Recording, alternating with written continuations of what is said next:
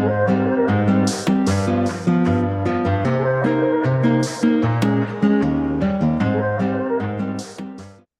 guys, we have a new short story today. We are reading The Necklace by a French author. Let's get started. Now, I am positively obsessed with this story. I remember reading it when I was in college, and I believe it was a European literature class. And I just don't see this short story taught that much in high school and middle school.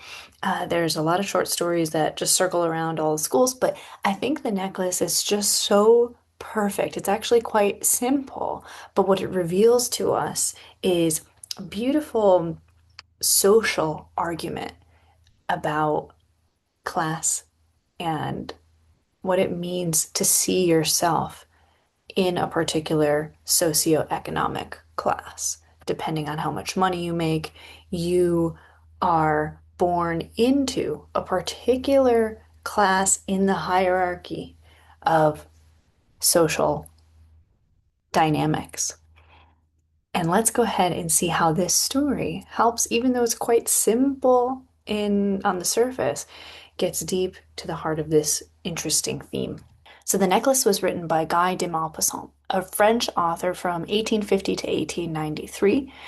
And what I want us to focus on is the kind of writing that he did depicted human lives, destinies, and social forces in disillusioned and often pessimistic terms. So this is something that you'll find as a characteristic of Guy de Maupassant's writing. And what I really love is the idea of social forces being out of our control, shaping our destinies. And this is a really important word here, disillusioned. This means that although we might have illusions about what kind of social class we might want to be in, what kind of success we want to have in life, often we come to the very fact of social forces being too strong for us perhaps to carry out some of the dreams and wishes that we want. So we might start life being very illusioned, all of our illusions, all of our dreams and our wishes and our understanding perspective of the world turns out to be a little bit darker as we try to make our way through the world and realize that we are not as strong sometimes as the social forces that define us. So it can be a kind of pessimistic or a negative message, but that's just one aspect of his writing that I think is very fascinating, and I don't think he's wrong in the way that he characterizes many people's lives as being shaped by where we live, what social class we were born into. Doesn't mean that everything is going to stop you from being successful in life or gaining and achieving the goals that you want. But what we want to figure out is how does the necklace, the story, show this particular agenda that he has in understanding human life and human psychology. So remember, literary elements that we're going to be reviewing in short stories are things like structure. But today, I really want to go over selection of detail and setting. Now, selection of detail, I don't think I've gone over in these lectures yet. Selection of detail really is, well, why did the author choose to say that particular thing? Why did he use that particular image? Why did he use that particular word? Why, when he's describing Matilda, the main character, does he use that particular attribute? Why does he choose to show that instead of saying something else? That's what selection of detail means, and it's a really fascinating way to get into the heart of the theme of the story.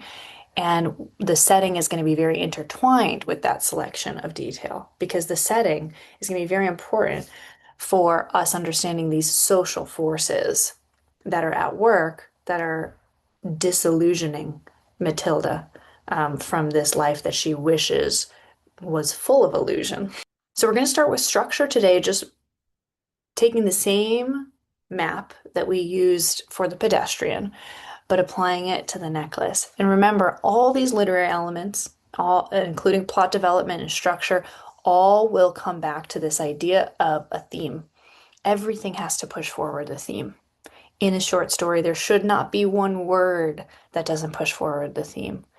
But like I said, there are many different kinds of themes, and you can argue your interpretation of what the major themes of the story are. But what I want to do is go over just a quick plot development and get you guys thinking about what theme could this plot development be pointing to. So our exposition begins with Madame Loisel, I'm going to also call her Matilda, longs for wealth.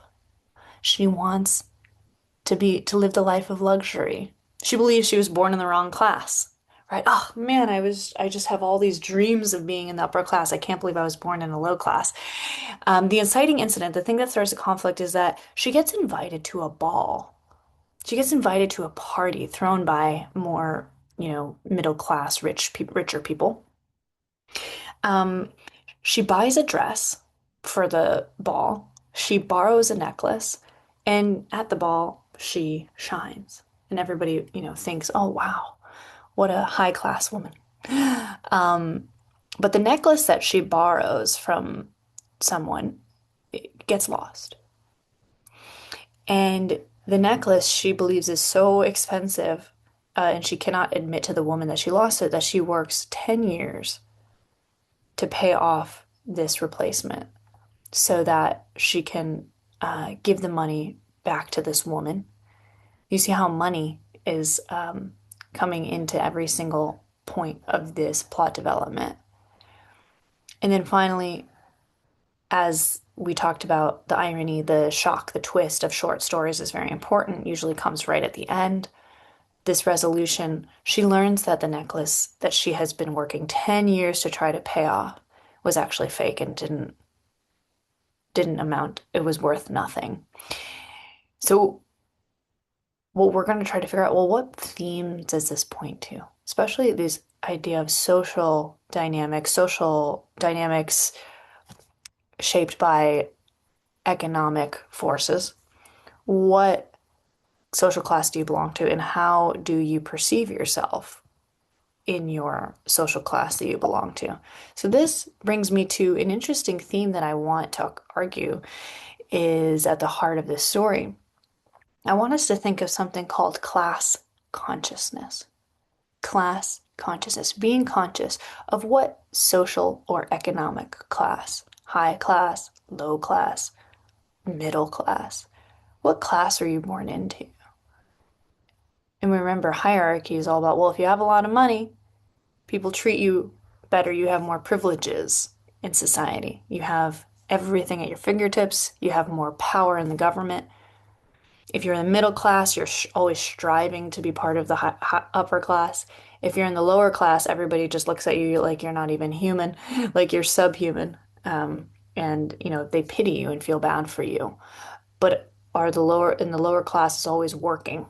They're always working while the middle and the upper class enjoy some sort of leisure, or they enjoy just so much privilege. So there's a quote from the story. It says, "No, there's nothing more humiliating than to look poor among a lot of rich women."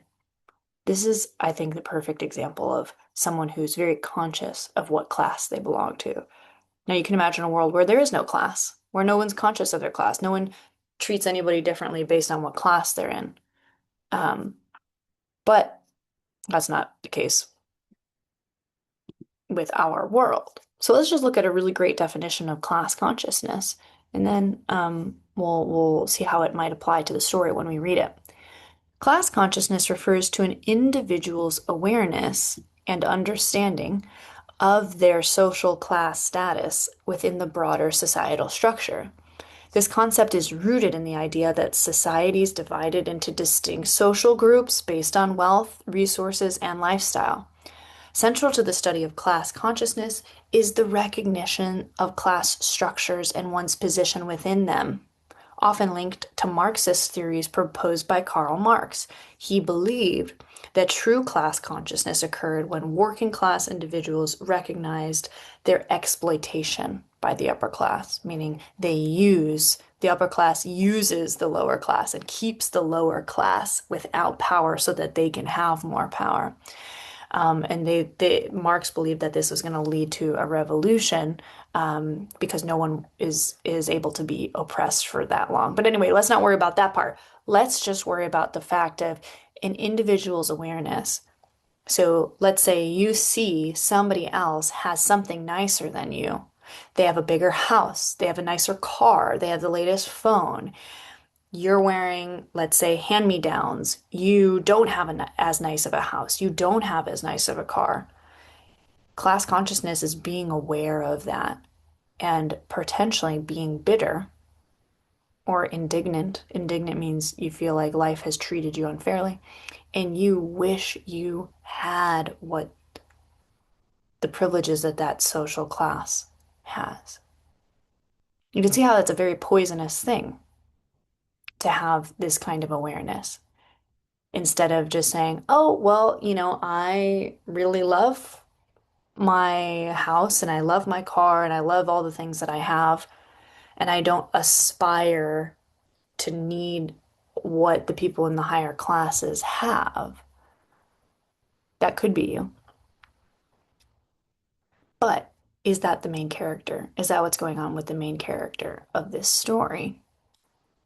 We're going to be taking a look at selection of detail that helps us and setting that helps us understand this idea of how class is an obsessive theme for this story and for this character. So let's go ahead and take a look at both selection of detail and setting. I'll show you guys specific scenes, and we're going to think of, remember, setting is not just the time and place. Okay, this takes place in France in the 1800s. We're also going to see where specific scenes take place and why this might be important, and what the setting of these areas are and spaces that Matilda is going back and forth between. The contrast between her home and perhaps the home of the more middle upper class people who she wishes she could aspire to be.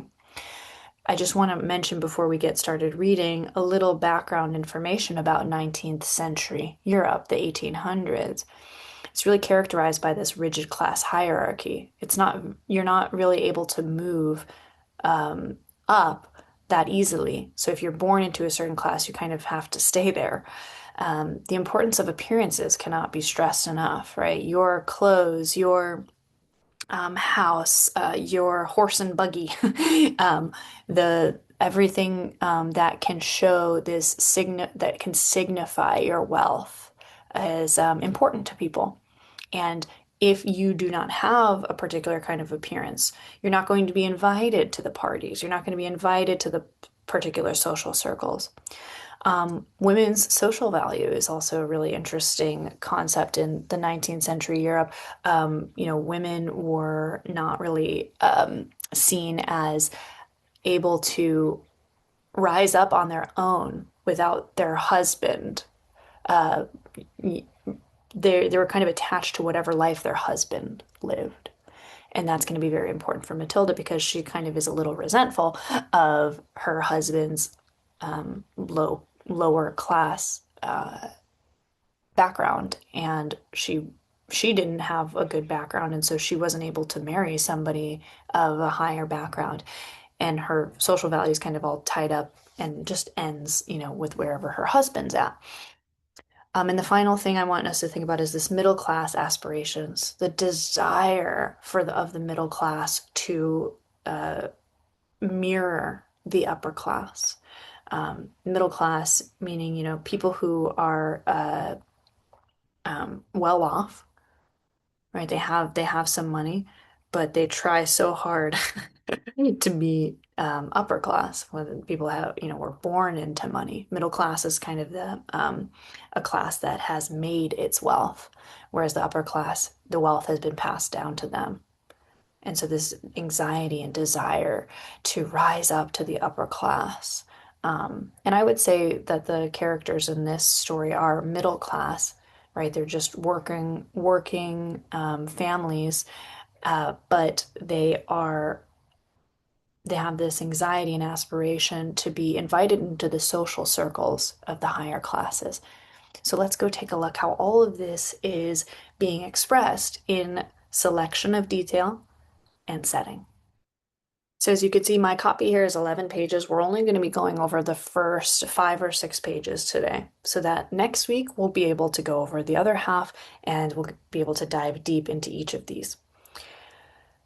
She was one of those pretty and charming girls, born by a blunder of destiny in a family of employees. Okay, so by destiny, she was placed into a middle class family, not, or a lower class family, not the upper class. Okay, so he's actually being kind of ironic and humorous here.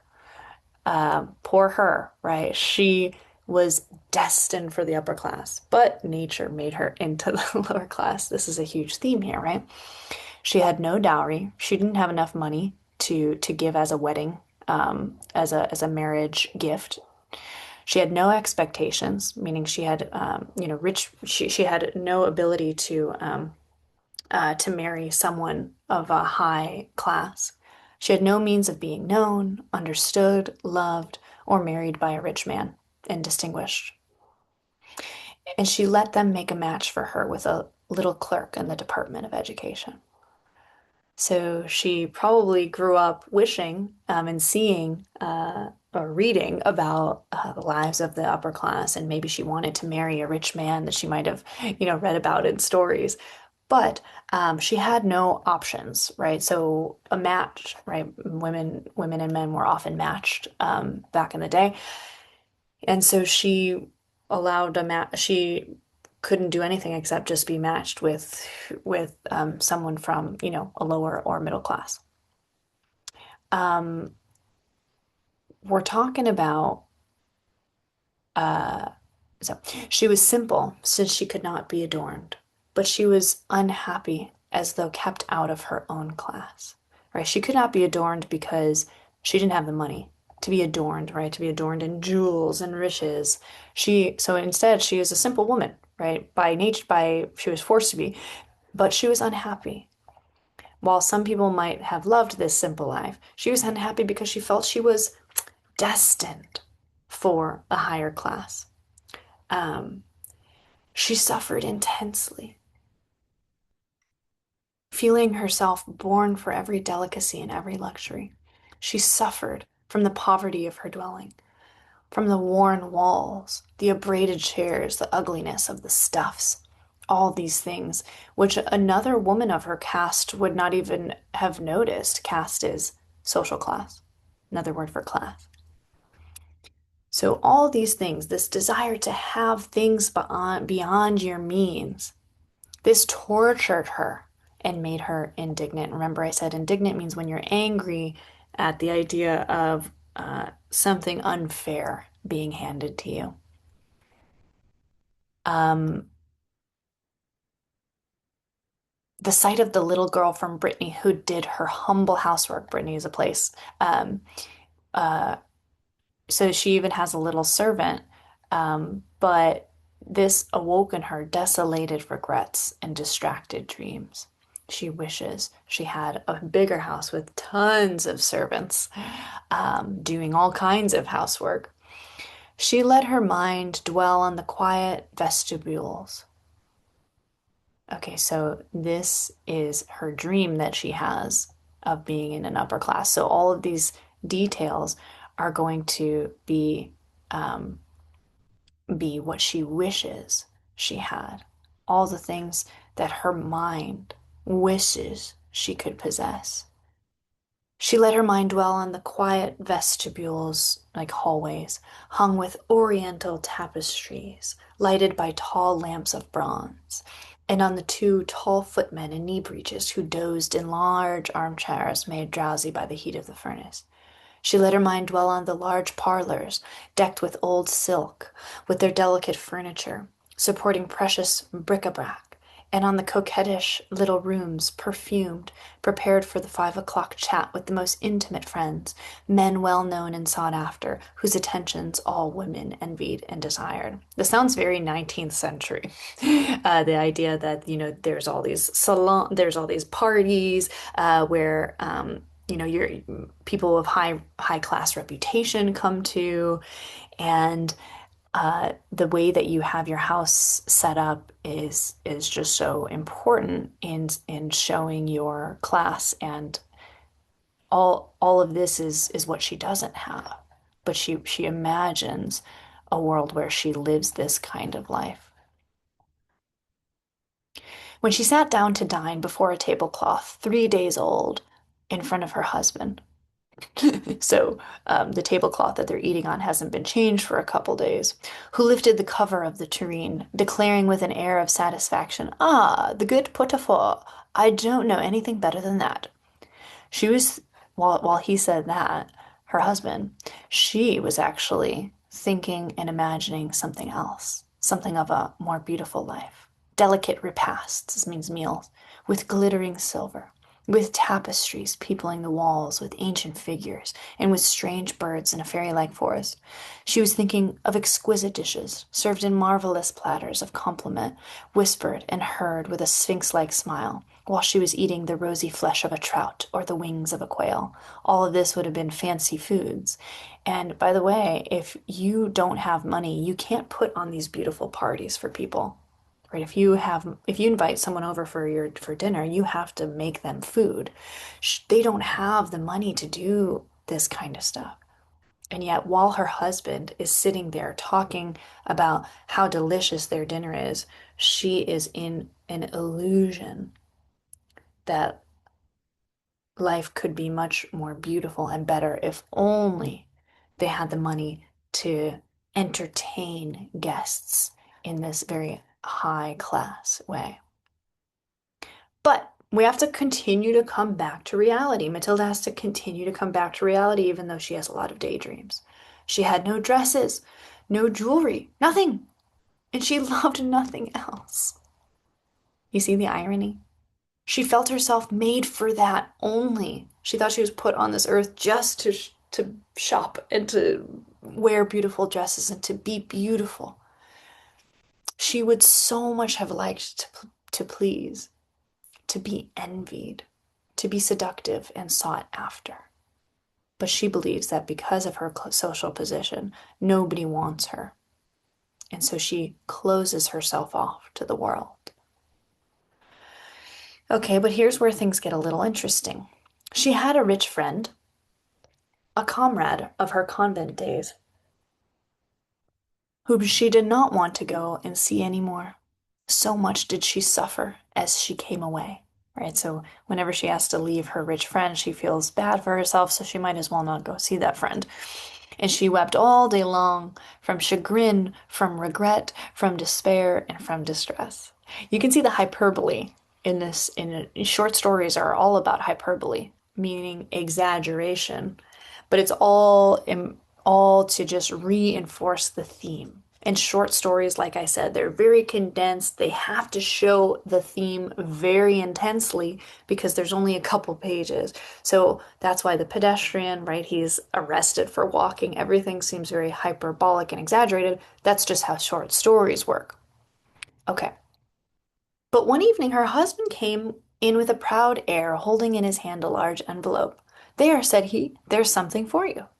She quickly tore the paper and took out of it a printed card which bore these words: "The Minister of Education and Madame Georges Ramponnet beg Monsieur and Madame Loisel to do them the honor to pass the evening with them at the Palace of the Ministry on Monday, January 18th. So this is a beautiful invitation by the Minister of Education, someone who has a higher position. Um, him and his wife have invited them to a party. to a ball at the palace. Ah, isn't this what Matilda's dreams would be made of? But instead of being delighted as her husband hoped, she threw the invitation on the table with annoyance, murmuring, "What do you want me to do with that?" "Well, but my dear, I thought you would be pleased." Seems like her husband is a little simple, huh? Doesn't really quite pick up on the complexities of what this woman is going through. "You never go out. And here's a chance, a fine one. I had the hardest work to get it. Everybody is after them. They are greatly sought for, this invitation, and not many are given to the clerks, right? To the lower class people. You will see there all the official world. So the whole world will be there for you to see." She looked at him with an irritated eye, and she declared with impatience, "What do you want me to put on my back to go there? So what am I supposed to wear? I don't have the kinds of clothes that are needed to fraternize with these kinds of people." Oh, he had not thought of that. He hesitated. "Oh, but the dress in which you go to the theatre. That looks very well to me."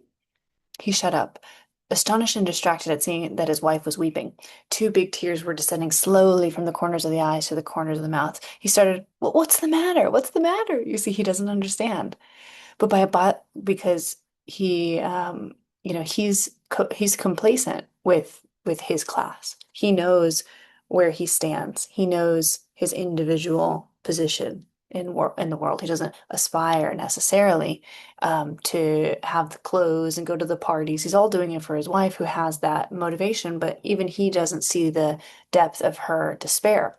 But by a violent effort, she had conquered her trouble, and she replied in a calm voice, only as she wiped her damp cheeks, "Nothing. Only I have no clothes. And in consequence, I cannot go to this party. Give your card to some colleague whose wife has a better outfit than I." Okay, so remember, the selection of detail, it's all about clothes. Why? Why is this all about clothes, jewelry, things that you wear? Are these the things that make you who you are? That's one of the kind of themes of this story. He was disconsolate. He began again. "See here, Matilda, how much would this cost, a proper dress, which would do on other occasions? Something very simple?" She reflected a few seconds, going over her calculations, and thinking also of the sum which she might ask without meeting an immediate refusal, and a frightened exclamation from the frugal clerk. Okay, so he likes to save his money. That's what frugal means. At last she answered hesitatingly, I don't know exactly, but it seems to me that with 400 francs I might do it." That's French money. He grew a little pale, for he was reserving just that sum to buy a gun and treat himself to a little hunting, the next summer, on the plain of Nanterre, with some friends who used to shoot larks there on Sundays. "But," he said, "all right, I will give you your 400 francs, but take care to have a pretty dress." See, he wants to please her. It's almost like she's a child. Isn't that how she's portrayed? The day of the party drew near, and Madame Loisel seemed sad, restless, anxious. Yet her dress was ready. One evening her husband said to her, "Well, what's the matter? Come now, you've been quite queer these last 3 days." Queer meaning strange.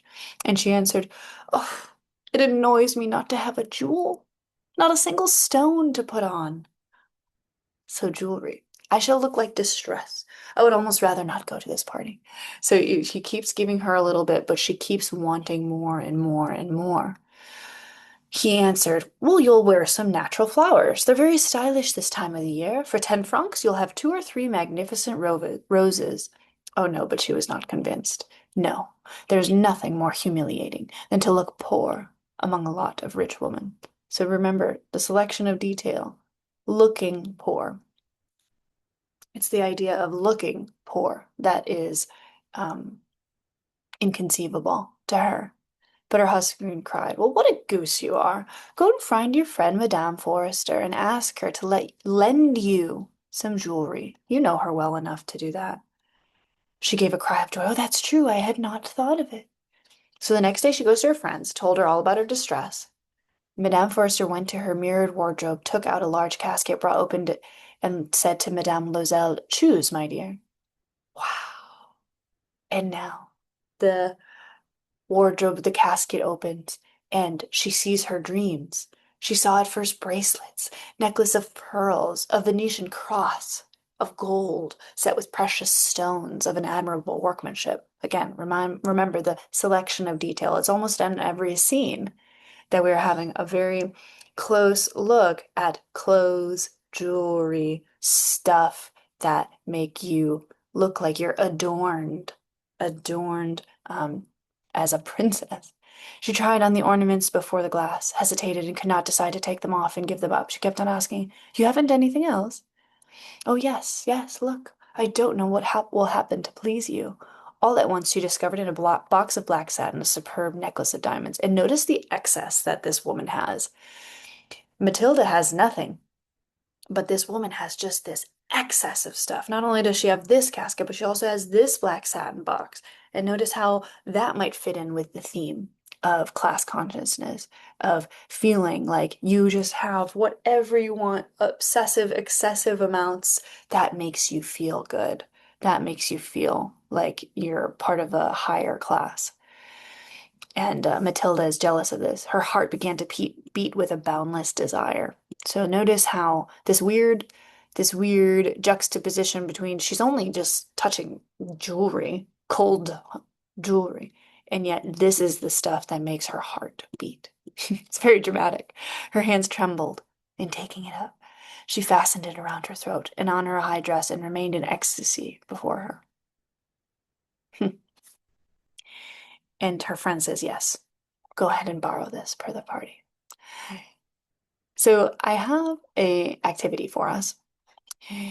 You guys are going to be thinking about some of the selection of detail and the setting that we went over today and the theme of class consciousness. So you're going to find two quotes that showcases something about the character's world, the setting, that might factor into how the characters behave, think, and feel. So I'm giving you a chance. You have two places to put quotes, quote one and quote two. And once you're done with that, you're actually going to use those quotes to answer this question. What is the major theme of the story? You're welcome to use class consciousness, or you can word it however you want. You can use whatever theme you want. How does the setting help to reinforce that theme? And you can talk about setting. You can also talk about selection of detail. Use the two quotes about setting that you're going to find up here or selection of detail above to make your argument, and then please turn it in whenever you're done.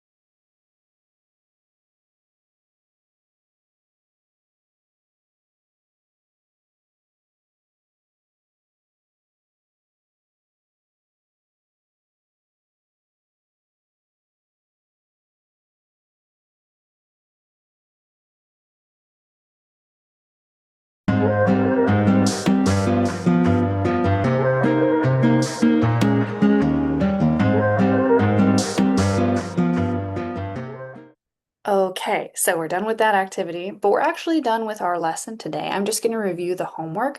Next week, we're going to be going over what happens on the day of the party, on the day of the ball that she has so beautifully prepared for. But for this week, you're going to be taking this same structure that we've been working on, but you're going to practice writing an essay that compares yourself with the main character, Matilda. Now, when I say essay, I just mean a paragraph, the paragraph that is structured like this.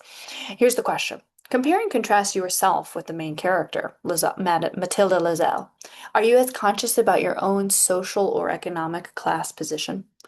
Use two quotes from the text as well as examples from your own life.